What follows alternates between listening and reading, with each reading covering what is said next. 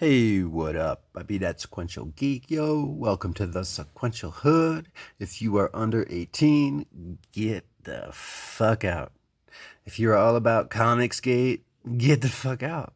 If you are all about the comic book community and saying we at the comic book community while you mute, block people, then you claim you have a thick skin, get the fuck out. Thank you very much. In the meantime, I got a couple of limited series here I want to show off in this graded comic. I haven't been buying comics recently, this whole year, as a matter of fact, so far.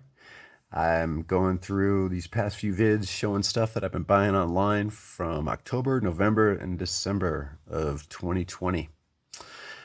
Couple of limited series I want to show. The first one is this 3-issue limited series called We3. We3 on the far left. That first issue has a cover date of October 2004. Per Comix.org, it came out on August 25th, 2004. That second one in the middle with the cat, Tinker.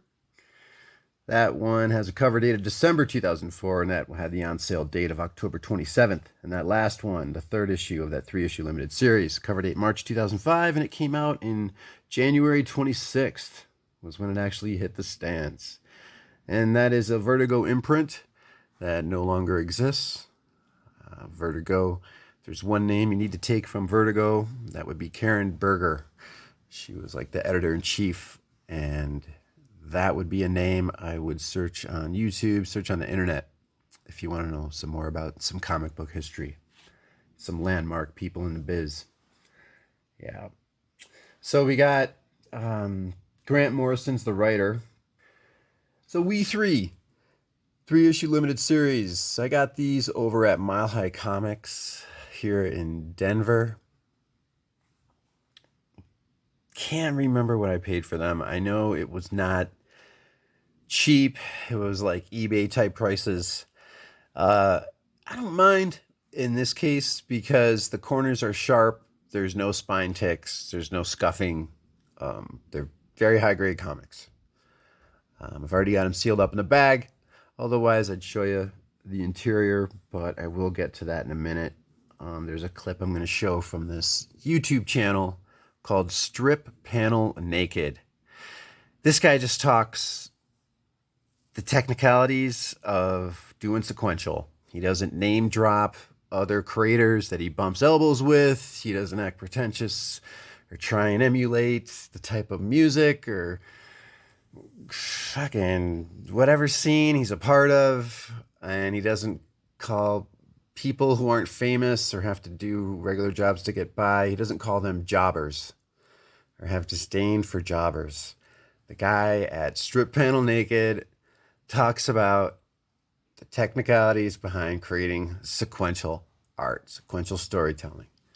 It's fucking awesome. I love Strip Panel Naked. Strip Panel Naked. Here is Strip Panel Naked, 29.4 thousand subscribers.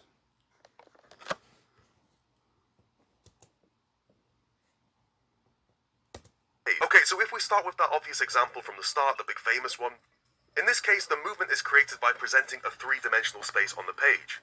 It makes sense in theory, if you take a series of panels on a flat page as moments of time, that if you then took them and placed them one in front of each other, almost like you were stacking up dominoes, you could essentially see the timeline. This page posits that essentially each single image is a moment of sequential time. So rather than see them just placed left and right next to each other, if you place them directly in front of each other, they create this kind of interesting timeline. Morrison quietly put them one in front of each other so you can see that time passing physically from left to right on the page. It takes the cat character and uses that as a way to bridge the time between the panels, showing movement not just through time, but also through space. And I feel like this is Morrison and quietly trying to explain what comics would look like if we could see them from the side, rather than just from the front. And it's an interesting effect, and not just because it's very bombastic. In one sense, it works as a visual flourish, a kind of bake-off showstopper moment for the book and its creators, to use a British reference, to really make an impact on the reader.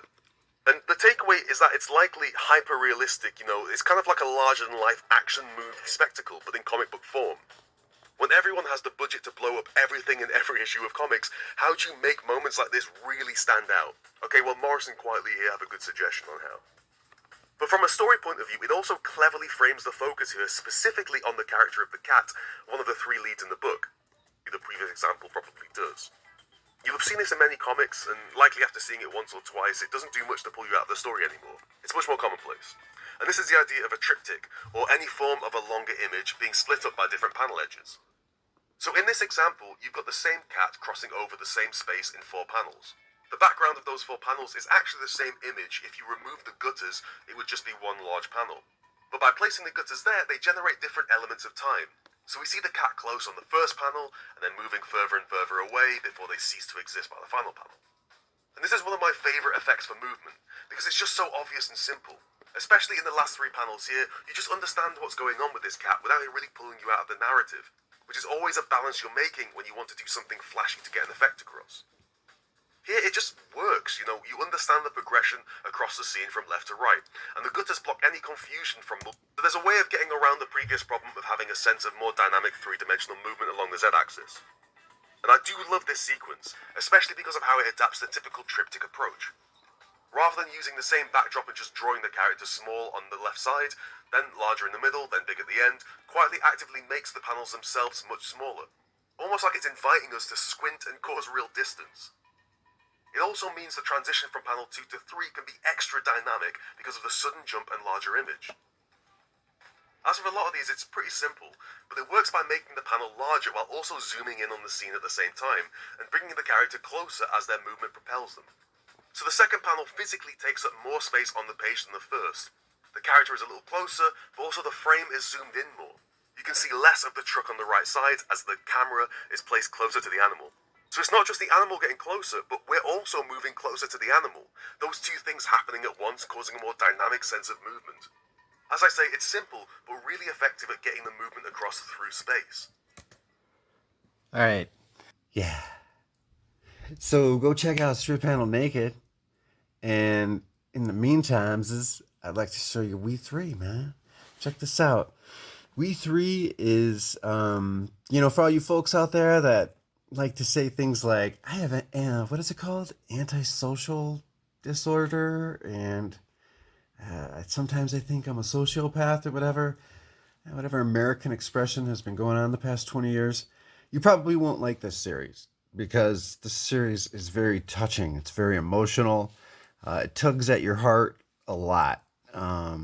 You've got Grant Morrison, who comes from a background where his parents protested military bases, nuclear power plant facilities. It did a lot of human rights protesting. Grant Morrison incorporated, I think, a lot of that POV in this book. You got a bunch of military government types trying to weaponize pets, weaponize domesticated animals.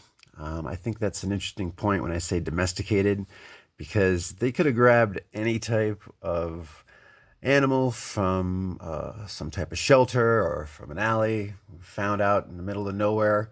But these are all animals with introduced here on the cover of each issue as missing, that belong to some loving, caring owner. Here we got this dog right here named Bandit. As you can see, very sweet look in his eyes. And that's Frank Quitely's art. Mr. Frank Quitely, he is from Glasgow.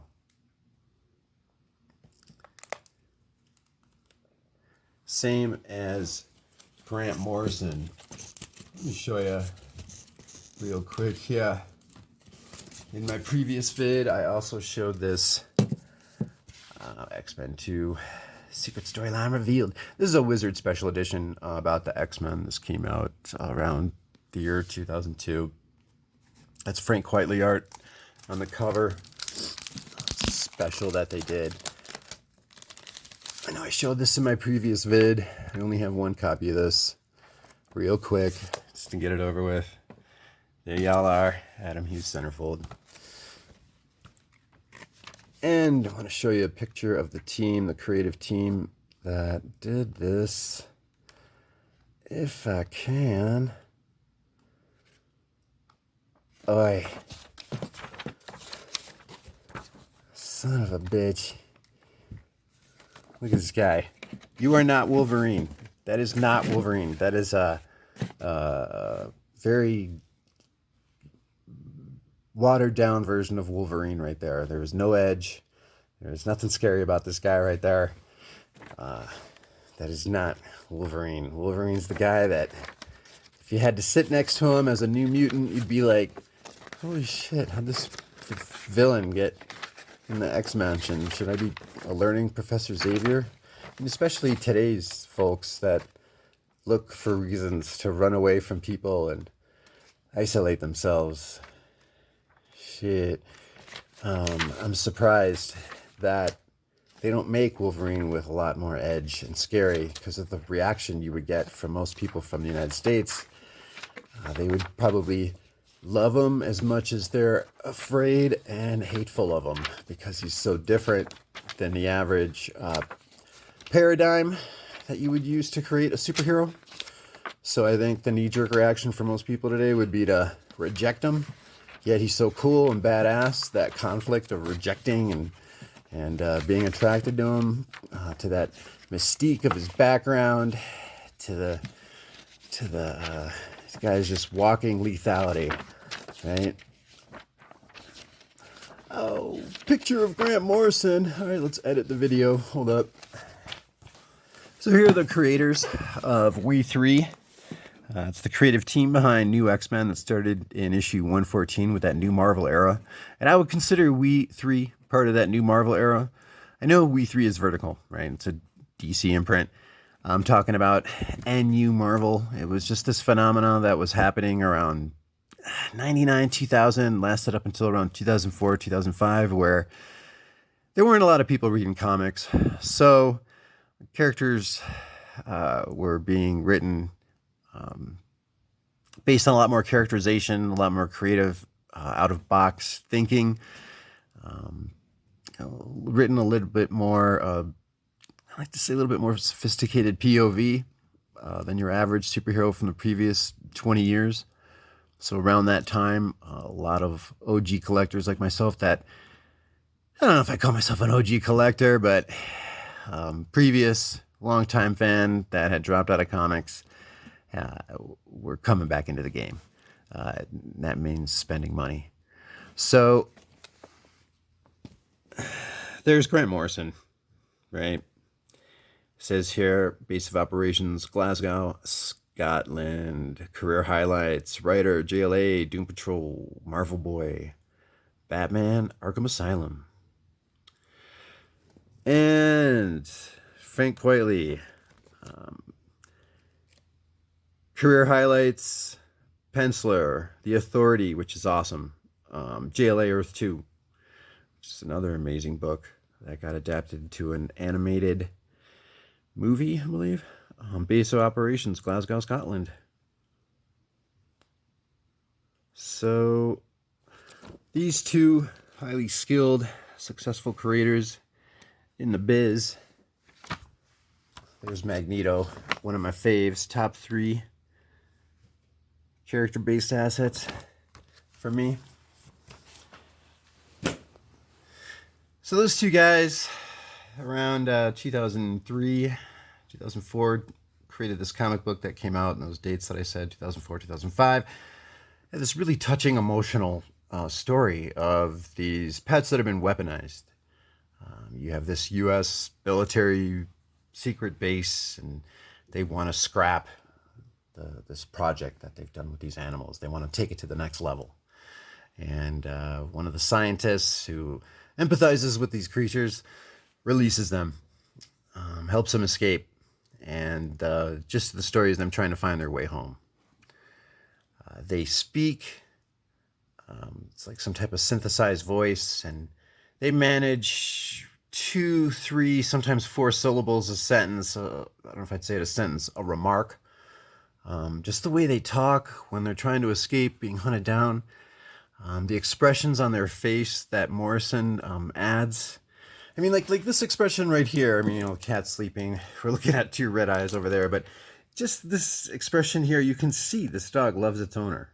He's like, yeah, take a picture of me. That's right, I'm a good boy. You know? But you can see as they're escaping and as they're trying to look after each other, the eyebrows, the emotion of them looking at each other, like trying to take care of each other. When the cat is the most vicious one of the group, as a matter of fact.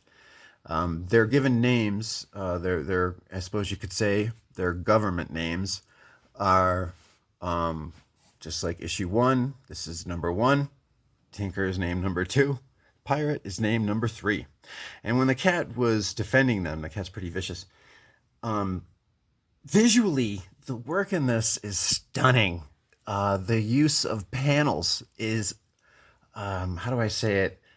Yeah, it's emotional, but there's a lot of panel drama. There's a lot of motion and action where this cat is literally jumping out of one panel and into another because it moves that fast, right?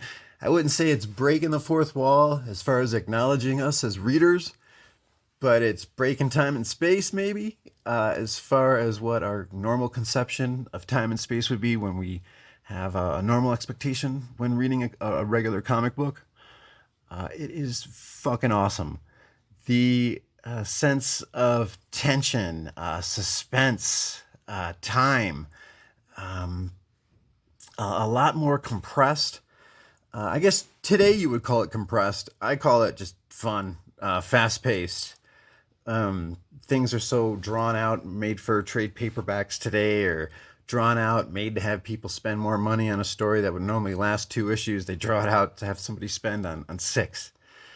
But yeah, when the cat was defending them, the dog looked at it and goes, "Good cat," or no, I think he said, "Good 2, good 2." That's it. Or he would say, "2, come on, good 2." Just like an owner would say, good dog, good cat, so forth. I paid. Now I'm trying to remember. I think I paid around 23. I think the guy wanted 25. I talked him down a few bucks for that first issue, and then the other 2, I paid $10 each on. You can get a really nice copy of these. Now I haven't really been looking at the fine details of whether the corners are dented or not, but you could. I think if you look on eBay with shipping, you could get a really nice copy of the first issue for just under $20. But I have seen some that say they're worth $12, but then the corners are dented, or there might not be a color break in the spine, but it's bent. You can see like there's some type of spine crease. Regardless, as a collector, I definitely recommend this. If somebody is new to reading comics, this is one of the titles that I tell people, just as far as quality sequential. And my point of that is, as a collector and as an investor, I find this long term to be a great, worthwhile investment, and it's just a great, worthwhile thing to have. It's timeless. The theme behind this, of these guys going on their journey, trying to find their way home. You have these animals coming from this locked up realm of them coming from their nice, loving, limited world of where they were owned. They're pets. They don't know about the real world. It's very touching, and it's kind of sad to see these guys trying to get out of where they're at, not really knowing about the world and just trying to find their way home while being hunted. It's really sad, but it's exciting, and you root for them, and the way when you look at the art and you see them with their little successes along the way, it's great. It's very encouraging as a comic book reader at the time, because this was the type of detail and art that I was longing for by the late 80s. Because when I was previous reading comics from like 79 to 89, by 89 it was just, hand over fist, money grab, speculations, and a lot of hype. So I wasn't into black and white comics. I was pretty much commercialized mentality. I did get into Fantagraphics in the 90s, but that wasn't really up until like 95. So like the second half of the 90s, unfortunately. I'm sure if I had seen something like Hate by 1990, I would have switched gears immediately over to comics. But I was getting into other things like college. expanding my horizons, meeting people. So that's We3. That's a great comic book. And if you're new to comics and you don't really know anything about comics, or if you know somebody that's like, I just don't like regular comics, I don't like to read that much to begin with, this is 3 issues. Get the trade paperback. Find it used if you have to. Give it to your friend. And it's one of those books that people can pass on to other non-comic book readers, and they'll get a great impression of Sequential. All right, Strip Panel Naked. Great resource for learning about comics and understanding some of the verbiage.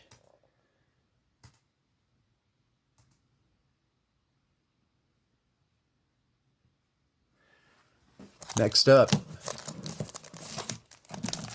got myself a limited series here from Marra. Night Business. This is related more along the lines of the Outlaw comic, your lowbrow indie comic, the feedback that I like Night Business. It's not going to be anything deep, okay? If you saw Sylvester Stallone's Cobra, for example, that movie, it's not a deep movie. It's along those lines. It's a 4-issue limited series. The art is detailed. There's a lot of use of screen tones, that thick black line drawing, and then there'll be a lot of patterns stenciled in, various patterns that you can use from the screen tones. Screen tones is those stencils where you kind of trace out where you want to add some shading or something that, like a pattern that you could use for wallpaper or a shadow, like I said. And then you use an X-Acto knife to stencil around that area, and then you just peel it off, and the one side will stick to wherever you want it to adhere to, whatever area you want that to adhere to. This particular story, Night Business, issue number 1, issue number 2. I paid $37, and that includes shipping for all 4 of these. There's issue number 3 and issue number 4. All right. So I find this to be really fun. I find this to be really, really cool. There is a website that you can go to. Let me see if I can find it. Do like a regular search for Marra, Marra. All right. It's from google.com/books.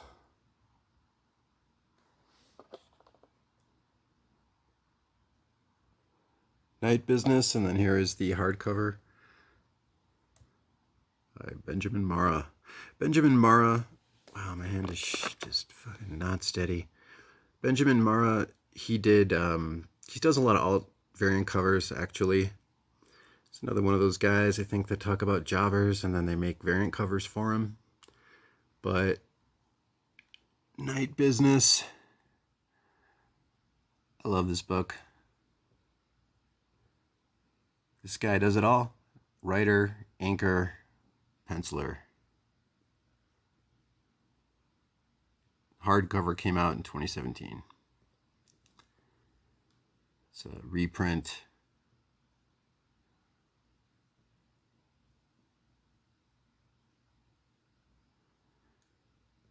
Of the 4-issue limited series.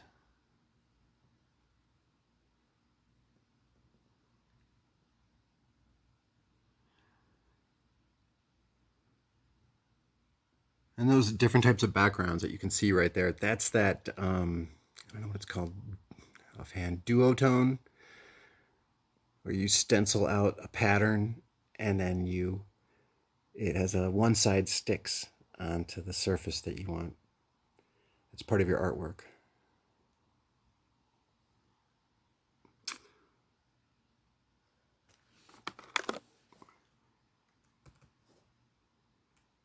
just going to go through this really quick.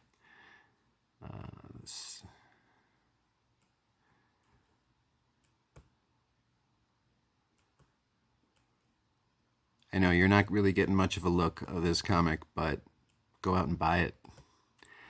You gots to hunt it. Written and drawn by Benjamin Marra. But yeah, he did a variant cover for GoBots, Tom Scioli's GoBots. It's really amazing looking.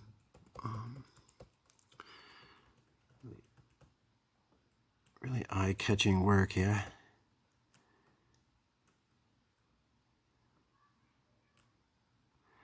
It's cool. Everybody's face is different. Not everybody has the same type of face. This takes place in the 80s, in case you're wondering about the style of clothing. But it's another thing that this guy incorporates is style, fashion, different modes of dress. Maybe not the most detailed at certain times, but I love it when people incorporate cultural aspects of the time, of the era, including fashion.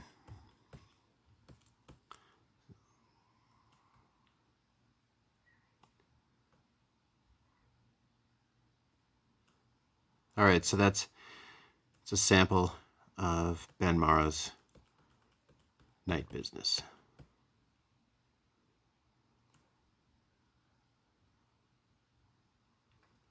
Hard-boiled, right?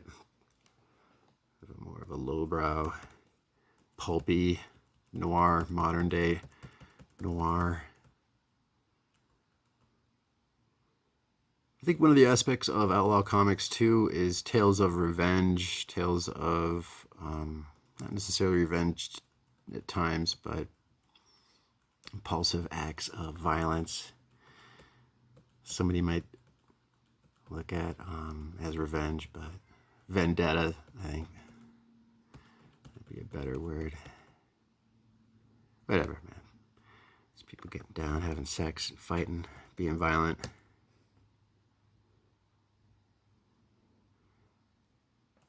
Not all lowbrow comics are like this, but a lot of outlaw comics. Not all lowbrow comics are like this type of genre. Outlaw comics are this is how you would describe this type of genre. Lowbrow doesn't have to be outlaw, right? But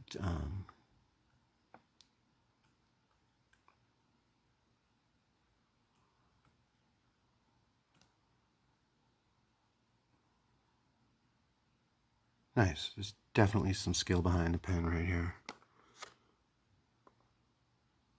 Issue number 1, right here.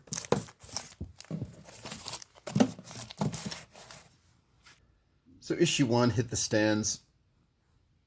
I'm not talking like the publication date. I'm talking about percomics.org when it says that it actually hit the stands. December of 2008.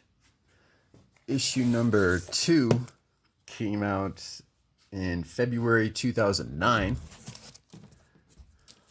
Right here.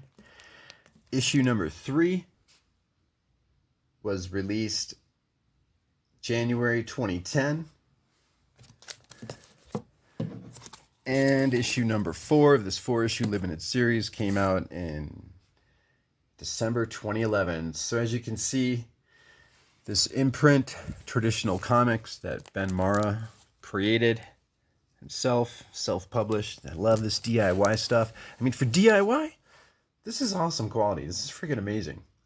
For do-it-yourself, I saw these in a 50-cent bin at, what was it, North Coast Nostalgia in Parma, just south of Cleveland, a few years ago. I had bought issue number 1 and just to check it out because it looked pretty dope and I had been burned a lot. But I don't know, I was just being picky, right? Looking back, I'm just like, I totally should have bought all 4 issues at the time, considering what I just paid for these. But the condition of these, I'm not seeing any blunting in the corners. There's no spine ticks, no spine creases. There is some slight blunting right there, but very tiny. Considering this is DIY, I'm thinking it's got a limited print run. Definitely, I'm buying this as a collector because I like DIY type of art. I like do-it-yourself. I love that this is something that somebody created successfully, and it's not from the big two. The look of these comics does not fit the brand identity type of look that these large companies want to project. Another great example of what I'm talking about when I say that is how Vince Colletta, I think that was the inker, he was used to ink over Jack Kirby's artwork later in Jack Kirby's career to make Jack Kirby's works fit more of the brand identity of DC. And so, just want to note, stress that if you are new to reading outside of the bounds of Marvel and DC, hey, that's cool. Take your time. Read as much Marvel and DC as you want to read. My point is that there's just going to be some styles out there that your first knee-jerk reaction might be like, ew, I'm not used to this. But, that's one of the great things about the dollar bins. It's not necessarily great, to find something and say, oh, I bought this in near mint and I flipped it. Another great thing about the discount bins is, hey, I found this book that's worth $35, but now I got it beat up for $35.50 a dollar, 35.50 cents a dollar. And I can read it now as many times as I want. I don't got to worry about the condition. I can enjoy the shit. So, for enjoying comics, oh my God, that's the type of crowd I want to meet on YouTube. I'm learning more about YouTube and how it works. A lot of the channels are about your top 10 and about getting the super chats. And hey, it's fucking cold ass, rough ass world out there. You got to do what you got to do to make a buck. Many times within reason, within a legal limit, within a certain bounds. But yeah, I get it. But that's just not what I'm looking for on YouTube. On the YouTubes is, there's some top 10 lists that I totally dig. There are a couple of channels out there. If you look at my playlists, you'll see under Sequential, Sales Data and Speculations, that playlist, there is a bunch of channels that I follow. There's some that I'm no longer following anymore. They're great channels, but some of them they're just not into it. So just want to give a nice rundown of Night Business. I did buy the hardcover for this online.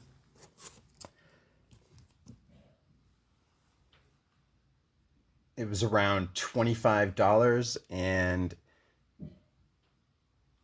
traditional comics, this is something I gotta research, man. If anybody knows any details that they can give back, let me know, because I understand that American Tradition Comics, right there, that's Ben Marra, the guy that did the writing, the art, the coloring. This is entirely his book. The guy that did these books, he now reprinted these as a hardcover, but it was printed not under the traditional comics label. It was printed under Fantagraphics.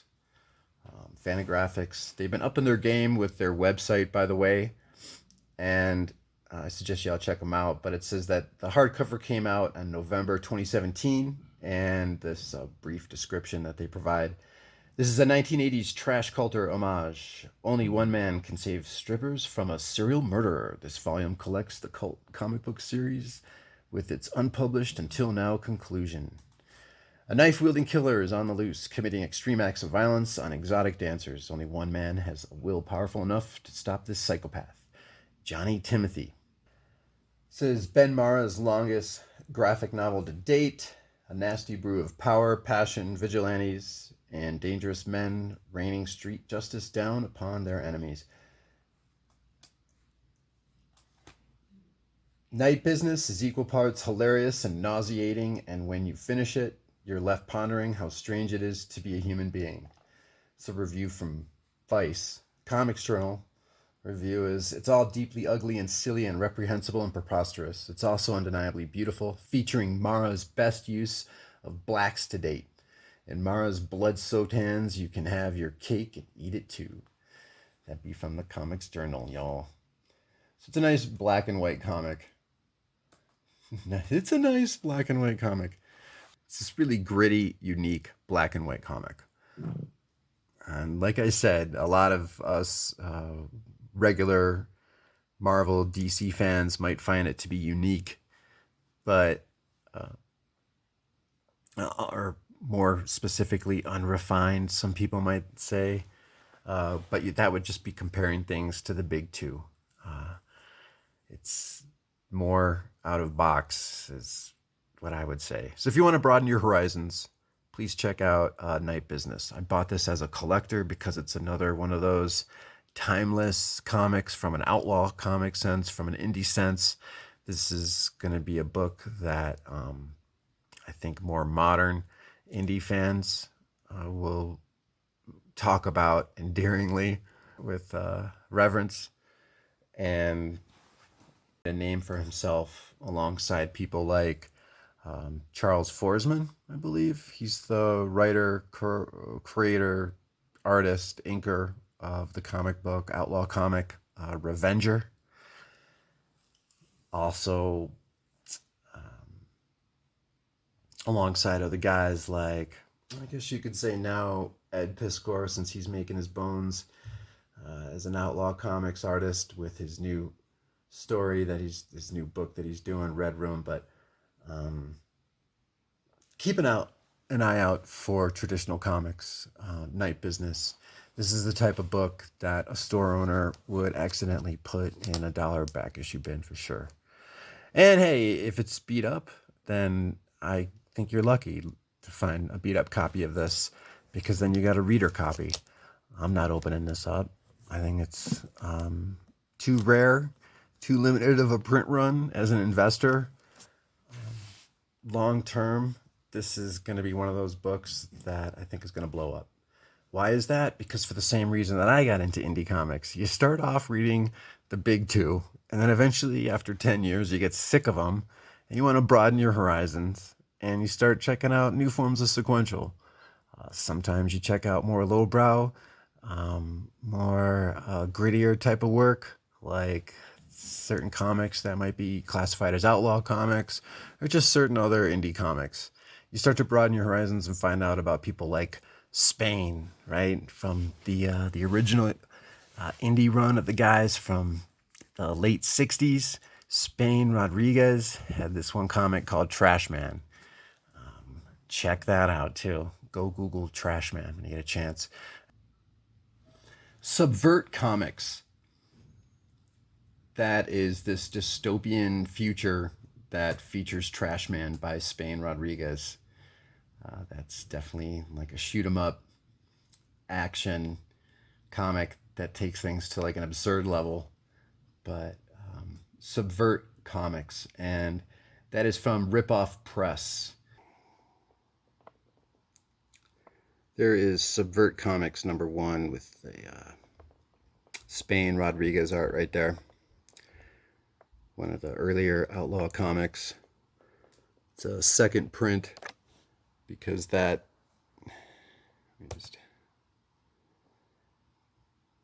background behind his face is yellow. If it was like or red, I believe that would be a first print. And that's from Ripoff Press from 1970.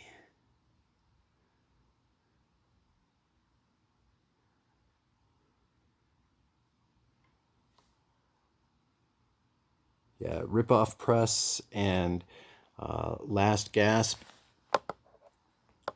I would say, would be a couple of labels, indie labels I would recommend from the earlier DIY independent press type books from those West Coast, Berkeley, Haight-Ashbury type of days. So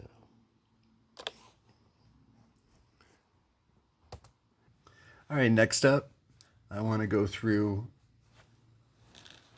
and show a graded comic book that I got.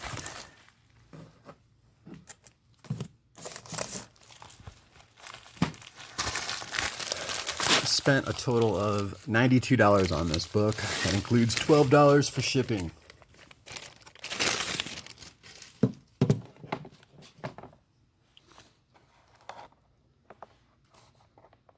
Got here's a 9.8 white pages. Ethan Sachs story. Paulo Vanelli art. Star Wars Bounty Hunters, #1, May 20.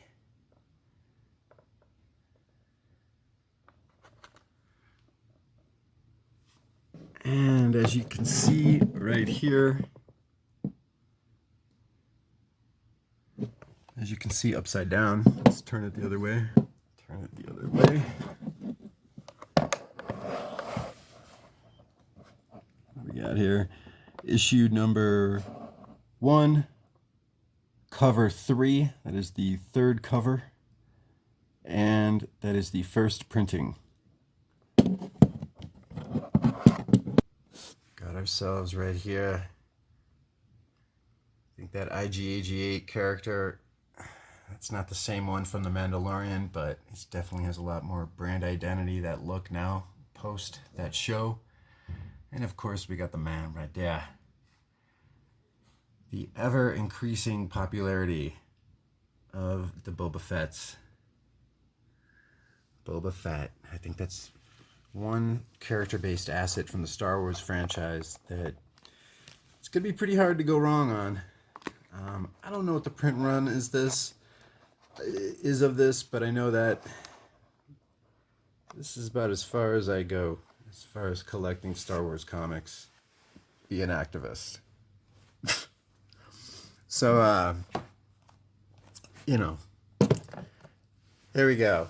Star Wars Bounty Hunters #1. It's really awesome. Beautiful comic right there. This was the suitcase that I used when I was just a little sequential geek. This was my suitcase that I would use when I was thinking I was a big old businessman. Tiny this thing is. Alright.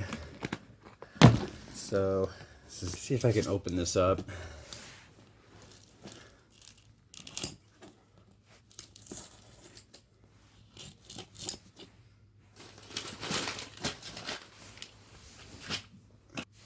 Take this.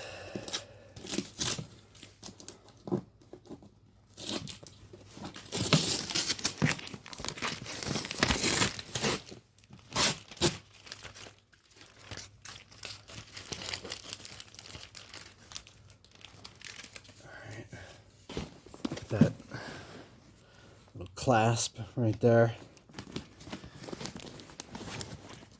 I remember it when definitely released a lot easier.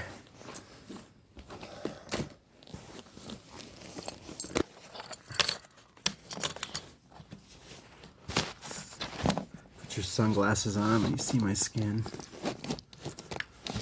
think this is upside down.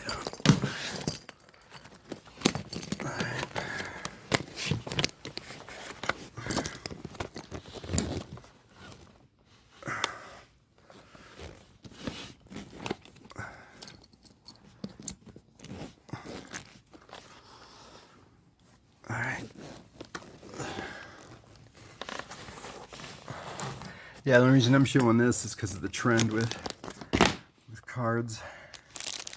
Oh wow, these were not entirely taken care of. I think I opened this up when I started to rebag and board my comics around the year 2005. That was the last time I looked in this. So, before I end this video, what do I got here? Let me know if you want me to go into any of these. This is Empire Strikes Back.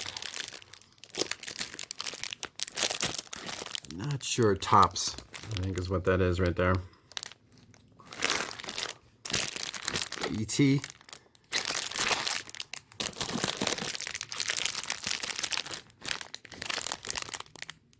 Battle of the Star Destroyer.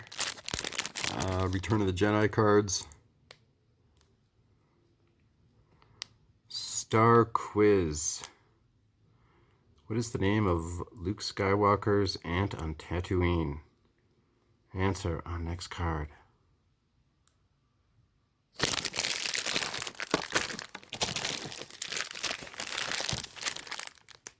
More Return of the Jedi from Topps.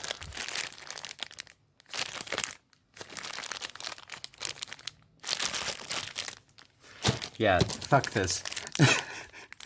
This is, what is this? Empire Strikes Back. And some, I'm guessing, Return of the Jedi. Books. Oh well, that wasn't as interesting as I thought it was going to be. I totally forgot that these were all sealed up. Thinking some of these are going to be Star Wars cards from episode 4.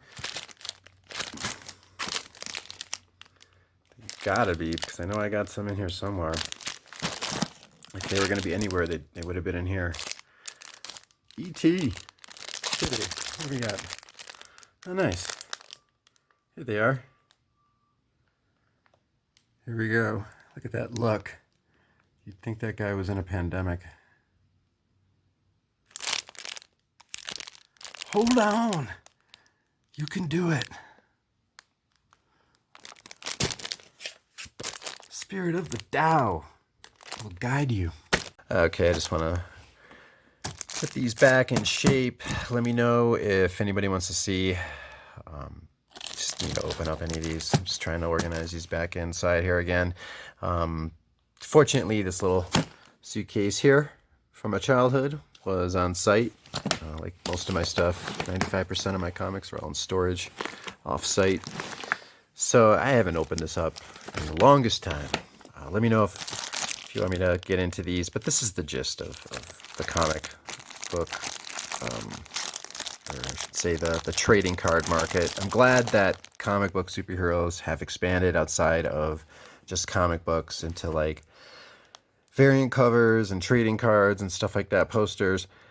You know, it's just the thing with variant covers is that it's very bubble oriented, and you know, there's, what is it called, predatory pricing, predatory marketing, where you got to buy like 50, 100 comics of some useless title in order to get a variant cover for a title that's not even related to the one that you had to buy a surplus in, which is ridiculous.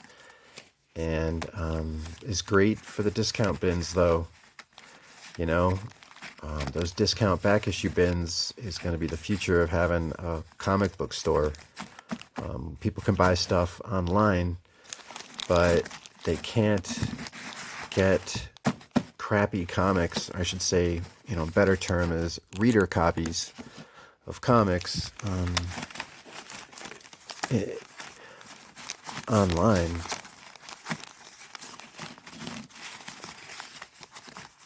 I think it's harder. It's more of a pain in the ass to have to stare at a screen, going through issue after issue to find a crappy comic. I don't know. I mean, what you think? But I think if somebody is looking to try something new, man, that is an interesting cultural phenomena of early 21st century, former USA. You know what I'm saying? Like, do you think that the future of the comic book shop is going to be back issue bins? Because it allows people to try something new, to be exposed to something random. Going through the back issue bin, if you want to try something new, you don't want to pay full price, so it's better to get it out of a discount bin. But then you can always sift through stuff online, swiping through screen after screen. And there are a lot of deals for back issues actually online. So I just think the future of an actual comic book store would have to be back issue bins, because people are going to be seeing new comics. This is comments that I've been typing for a few years now, where who in their right mind is going to want to buy a new comic book for $5 average price, going on $6 now with some of these first issues? But $4.50, $5 for a new comic that you know in a few weeks or in a few months is just going to end up in a discount bin. So why would somebody want to buy something new if they know that it's just going to end up discounted in a few weeks and a few months later? And the relevancy of a story, especially from Marvel or DC, it's going to get rebooted. It's gonna get retconned. It's gonna become obsolete. Any type of feedback, advice, constructive criticism would be much appreciated.